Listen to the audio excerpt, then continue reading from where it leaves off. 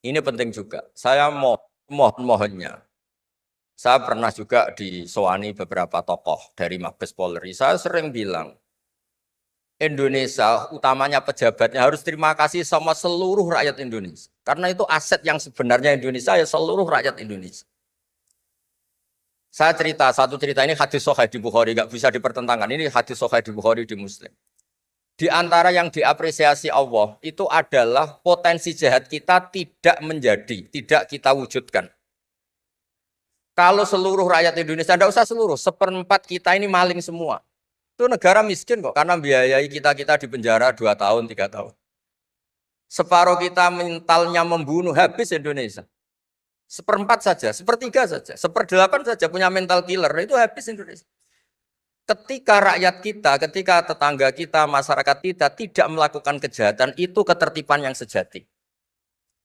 Maka semua bentuk ketidakkriminalan yang dilakukan oleh rakyat Indonesia itu awal dari aset bangsa ini. Coba kalau semua orang mencuri, habis negara untuk biayai di penjara. Semua orang kriminal, berkahnya mereka tidak melakukan, Indonesia baik-baik saja.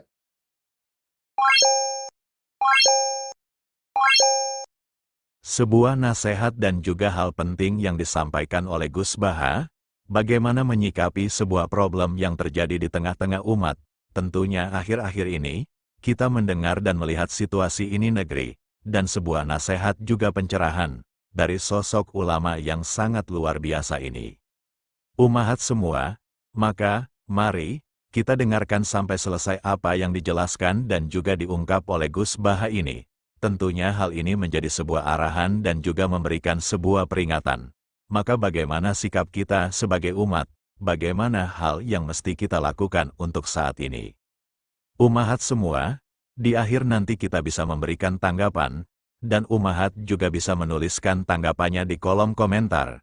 Namun terlebih dulu kita simak sampai selesai apa saja yang disampaikan oleh Gus Baha ini. Dan mari kita garis bawahi dan juga ambil kesimpulan dari hal yang dijelaskan ini. Jangan lupa bantu like dan subscribe-nya terlebih dulu. Saya mengapresiasi pertanyaan dari mahasiswa non-muslim tadi. Sebetulnya ketika negara ini berdiri itu ya dialek semua antar umat beragama. Sehingga diputuskan yang penting itu berketuhanan. Maka yang ditolak oleh konstitusi kita adalah ateisme, komunisme. Saya membayangkan misalnya punya anak perempuan, diajak orang yang tidak beragama di tengah hutan misalnya. Bunuh ya tidak takut Tuhan, merkosa tidak takut Tuhan, salah etika ya tidak takut Tuhan. Bandingkan kalau diajak yang beragama. Pasti masih ada rambu-rambu, ada ini itu.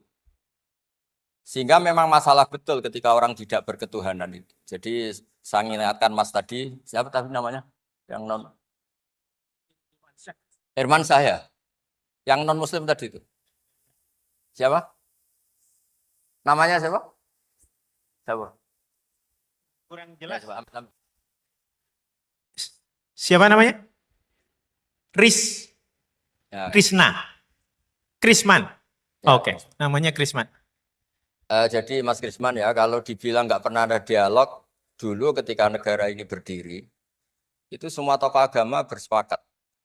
Termasuk saat itu ya ada Perindo, selain ada NU ada Perindo. Itu yang ditentang itu adalah ateisme. Karena kalau orang tidak bertuhan itu ngeri. Ngerinya itu ya tadi misalnya kita punya anak perempuan atau punya keluarga, diajak orang yang tidak beragama.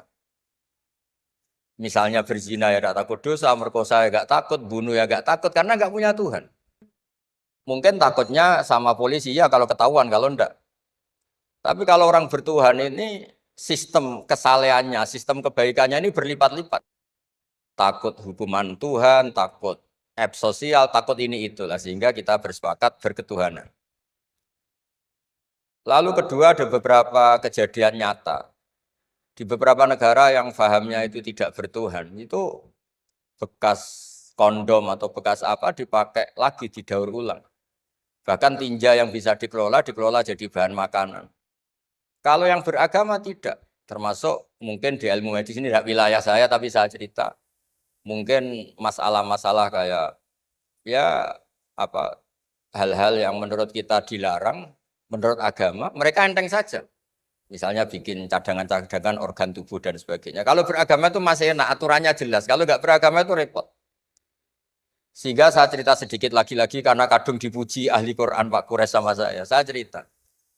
Dulu ketika Rasulullah itu Sugeng masih hidup, itu ada kekuatan politik. Satu Romawi bertuhan, yang satu Persia tidak bertuhan, tidak berkitab suci. Ketika Romawi kalah, itu Rasulullah itu susahnya bukan main. Karena yang masih mentautkan diri dengan Tuhan, kalah sama yang sudah tidak bertuhan.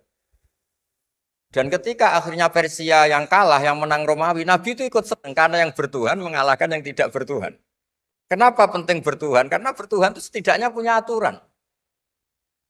Melakukan ini dosa, melakukan ini dosa.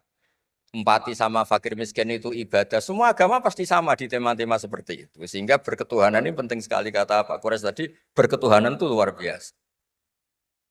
Terus kedua, ini penting juga. Saya mohonnya. Saya pernah juga disowani beberapa tokoh dari Mabes Polri. Saya sering bilang, Indonesia, utamanya pejabatnya harus terima kasih sama seluruh rakyat Indonesia. Karena itu aset yang sebenarnya Indonesia, ya seluruh rakyat Indonesia. Saya cerita, satu cerita ini hadis sahih di Bukhari, nggak bisa dipertentangkan. Ini hadis sahih di Bukhari, di Muslim. Di antara yang diapresiasi Allah, itu adalah potensi jahat kita tidak menjadi, tidak kita wujudkan. Kalau seluruh rakyat Indonesia, tidak usah seluruh, 1/4 kita ini maling semua. Itu negara miskin kok, karena biayai kita di penjara 2 tahun, 3 tahun. Separuh kita mentalnya membunuh, habis Indonesia. 1/4 saja, 1/3 saja, 1/8 saja punya mental killer, itu habis Indonesia. Ketika rakyat kita, ketika tetangga kita, masyarakat kita tidak melakukan kejahatan, itu ketertiban yang sejati. Maka semua bentuk ketidakkriminalan yang dilakukan oleh rakyat Indonesia itu awal dari aset bangsa ini. Coba kalau semua orang mencuri, habis negara untuk biayai di penjara. Semua orang kriminal, berkahnya mereka tidak melakukan, Indonesia baik-baik saja. Sebab itu ketika ada sekian kebaikan, Nabi terakhir ngendikan apa? Takufu syarroka anin nas fa innaha shadaqatun minka ala nafsik. Potensi jahat kamu jangan kamu lakukan, itu sudah menolong peradaban. Para gadis tetap gadis karena nggak diperkosa. Orang yang punya kambing satu tetap punya kambing satu karena nggak dicuri.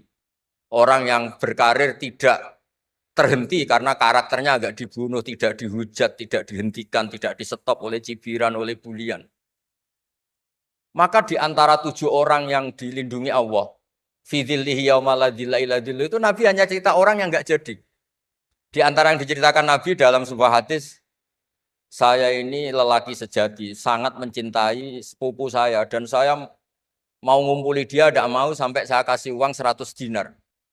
Setelah saya kasih 100 dinar, saya ingin ngumpuli dia dengan cara salah tentu. Dia nggak mau dan berpesan, la tafuddal khatam illa bihaqqi. Kamu jangan ngumpuli saya sebelum nikah.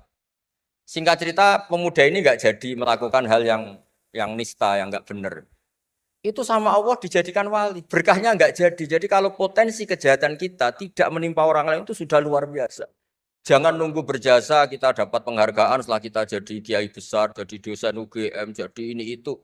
Semua masyarakat kita yang menahan potensi kejahatannya itu adalah aset sejati Indonesia. Karena sekali mereka berkejahatan, entah itu mencuri, merkosa, habis. Harapan kita sebagai bangsa habis. Tapi selama ini nunggu ngapresiasi itu yang bentuknya fi'lu, yang bentuknya mereka melakukan apa. Sebetulnya enggak. Tidak melakukan kejahatan itu sudah bagian dari kebaikan yang luar biasa. Terus yang terakhir tadi yang pertanyaan pemimpin muslim dan non-muslim. Memang ini wilayah sensitif, tapi sebetulnya bisa dianalisis secara fikih. Ya saya ulang lagi, bisa dianalisis secara fikih Nusantara, fikih kebangsaan. Jangan dianalisis pakai fikih yang internal dalam Islam. Saya ulang lagi, jangan dianalisis menurut fikih yang di internal Islam. Kita beri contoh umum saja ya. Kita beri contoh umum saja. Dulu Pak Gores pernah mencontohkan kalau non-muslim bisa jadi pilot beneran. Padahal dia non, sama Pak Munjid yang kiai di UGM, nggak bisa jadi pilot. Kira-kira milih mana? Tapi itu kan wilayah yang sensitif. Karena ini di Indonesia itu konteksnya bukan urusan pilot, urusan mewakili kebanyakan Indonesia itu muslim. Dan demokrasi itu mencerminkan suara mayoritas. Tapi tidak mungkin juga membiarkan muslim yang killer, yang pembunuh, yang dulu punya reputasi yang misalnya macam-macam. Jadi hal-hal seperti itu, kata Quran itu, jangan berdiskusi sesuatu yang kalau menjadi jelas malah masalah. Karena itu kan seperti pertanyaan gini, Gus saya punya kerabat di Jogja, tapi pelit, sama orang lain dermawan, bagus mana? Kita kan nggak mungkin menganjurkan mutus hubungan keluarga. Tapi tidak mungkin juga suruh ikut orang pelit. Anda menggunakan orang fikih karena kalau yang nggak ahli fikih itu ya gampang saja jawab semaunya. Tapi kalau saya sebagai orang yang tekuni fikih itu bingung. Saya sering ditanya orang juga. Gus saya mau nyalon lurah, ya lurah atau bupati atau apa. Katanya nyuap itu haram, Gus. Setelah dipraktekkan nggak bayar, nggak bagi uang, ya nggak jadi betul. Yang menang yang bayar. Terus akhirnya fikihnya tak rubah. Nyuapku yo haram, medit yo haram kata saya. Dimodifikasi sedikit, akhirnya alhamdulillah Gus bar sodakoh. Ya menang akhirnya berkahnya sodakoh. Karena kita sebagai pemimpin, atas nama tidak nyuap, ya jangan juga jadi orang kikir dong. Atas nama tidak nyuap terus jadi orang kikir. Repot kan? Tapi jangan juga bayar yang sampai merubah hukum dari orang yang nggak layak mimpin karena bayar menjadi pemimpin. Itu ya jangan juga sampai gitu. Ya akhirnya saya bilang, nyuap itu haram, medit juga haram. Alhamdulillah barokahnya kombinasi fikih ini. Ya nyuapnya tetap haram tapi rakyat tetap dapat uang gitu. Tapi nanti ketika Anda tidak layak jadi pemimpin itu juga haram karena menjabat sesuatu yang enggak wilayah Anda. Jadi seni-seni ngelola muslim, non-muslim dan itu tidak bisa dipukul rata. Karena itu wilayah-wilayah yang sensitif, yang butuh detail, yang butuh satu peristiwa spesifik. Saya pernah ditanya, Gus saya ini hidup di Amerika, kalau milih presiden kan sama-sama non-muslim, milih yang siapa? Ya jawab yang akhafu dororon, misalnya ada presiden Amerika yang sangat demokratis misalnya. Dia membiarkan Islam berkembang. Sama jenis non-muslim yang Islamfobia, tentu milih yang demokratis. Ada yang dosanya itu membunuh, yang satu dosanya korupsi. Ya milih ya korupsi, karena membunuh itu lebih ekstrim dibanding korupsi misalnya. Itu ada di aturan fikih. Jika sama-sama pasti salah, milih yang akhafud dororen, yang madorotnya ada begitu apa? Besar. Coba kalau kita punya pemimpin yang hobinya itu bunuh. Sama yang hobinya rakus harta misalnya. Itu di fikih jelas dijelaskan, milih yang rakus harta kalau bandingannya itu. Karena pembunuhan itu lebih berat secara ukuran dosa. Tapi apapun itu ini bukan pembenaran pada kesalahan, bukan. Tapi memang ada aturannya. Apa kalau ada dua dororani, dua bahaya, urtukiba khafuma, kalau ada dua hal yang bahaya, dipilih yang paling apa? Ringan kalau dalam konteksnya tadi. Kalau kita membiarkan pemimpin yang enggak benar, dipimpin orang enggak benar. Tapi kalau memaksakan chaos misalnya. Ya milih yang enggak chaos. Itu kan ada aturannya di fikih. Karena Nabi menghindari al-harad. Al-harad itu chaos pembunuhan massal itu enggak boleh. Dan mayu addi ila dalik juga enggak boleh. Yang bisa potensi begitu juga enggak boleh. Jadi saya mohon di antara aturannya Quran itu latas alu anasya intu bedalakum tasukum. Kamu jangan diskusi sesuatu yang kalau diperjelas malah kamu yang malu. Saya biasanya mencontohkan hal-hal yang ringan kayak suami istri. Misalnya Anda tanya sama Pak Munjid, istrinya tanya, Mas, apa betul saya ini cinta pertama Anda? Bukan alternatif terakhir. Wah itu rata-rata orang nikah itu kan korban alternatif terakhir. Itu kalau ditanya sama-sama konangan itu aslinya itu. Ceweknya juga sama. Apa betul Pak Minjit itu cinta pertama, pilihan terakhir? Oh saya sering mau nikah ini orang yang saya cintai, tapi takdirnya ini. Gitu. Itu kan orang dibilang takdir itu kan ya tersinggung. Jadi banyak hal yang kalau didiskusikan itu masalah-masalah. Latas alu an asya intu bedalakum tasukum. Kamu jangan tanya atau diskusi sesuatu yang kalau diperjelas itu malah masalah. Jadi itu etika ya, etika dalam diskusi juga jangan memicu lagi. Saya kira demikian nanti ditambahi oleh Abi Profesor Kures. Monggo.